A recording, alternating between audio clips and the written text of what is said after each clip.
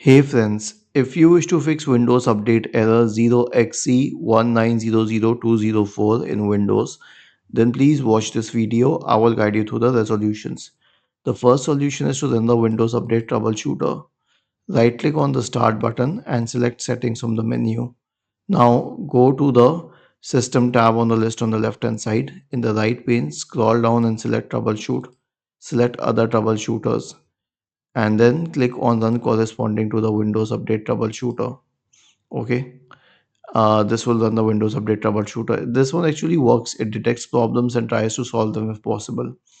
The next one is to reset Windows Update components. Now I have a script and I'll share this script with you in the description section of the video. Simply copy this script, search for command prompt in the Windows search bar and click on Run as administrator.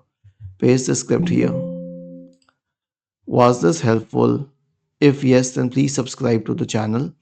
If not, then let us know in the comment section of the video on how we could help you further. Thank you for watching this video and have a nice day.